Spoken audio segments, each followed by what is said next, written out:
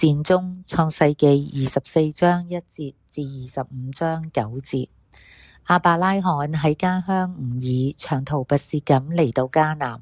佢到達迦南之後，前往埃及，然後返到迦南。創世記12章，佢同妾侍生咗一個兒子。創世記16章，同妻子生咗一個兒子。創世記21章，妻子死咗之後又生咗6個孩子。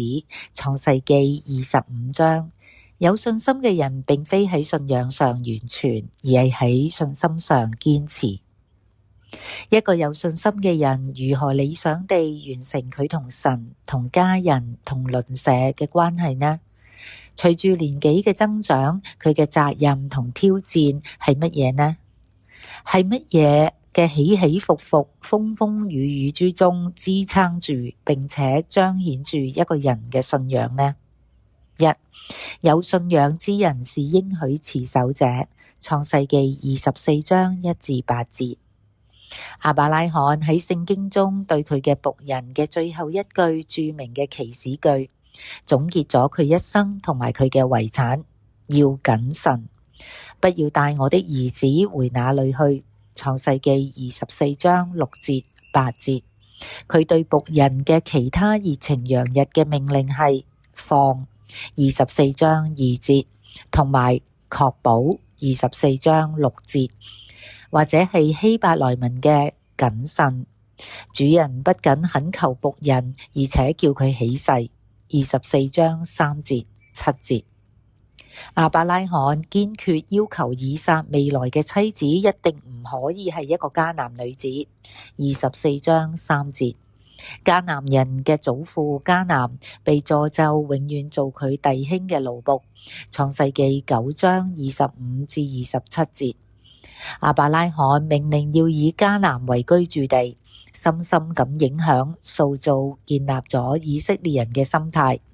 因為亞伯拉罕嘅榜樣，雅各喺俾佢兒子嘅遺言之中，要求將佢同佢嘅祖父一起埋葬喺迦南。創世記49章29至32節。二，有信仰之人是世上天路客。創世記25章1至6節。亞伯拉罕嘅妻子去世嘅時候，對當地嘅人嘅見證係：我在你們中間是外人，是寄居的。創世記23章4節。人不過是寄居的。詩篇39篇12節。在地上作寄居的。詩篇119篇19節。其日子如同影兒。詩篇144篇4節。歷代志上29章15節。正如福音歌曲所講：這世界非我家，我不過是客旅。人就像草。以賽亞書40章7節。和蝗蟲。以賽亞書40章22節。今天還在，明天就丟了。我們一生的年日是70歲，若是強壯，可以到80歲。詩篇90篇10節。亞伯拉罕擁有大量嘅僕人、黃金同埋牲畜。創世記12章16節、13章2節、20章16節。但係聖經嘅記載，儘管佢本來可以為8個兒子買房屋，佢唯一嘅一項交易只係為家人嘅墳墓修建咗一個山洞。最後亞伯拉罕喺佢活着嘅時候就分財產。創世記25章5至6節。佢唔想等佢嘅孩子、媳婦、孫兒將來為佢嘅金錢、財物、牲畜、僕人爭吵同爭產。三，有信仰之人是內裏和平者。創世記25章9節。亞伯拉罕生前重視同佢其他人和平相處，死後為其他人帶嚟和平。佢從來唔同其他人對抗、爭吵或者批評。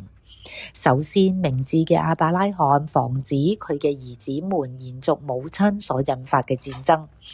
最美麗嘅一幅圖畫就係喺佢離世嘅時候，有以實瑪利同埋以撒共同埋葬佢嘅父親。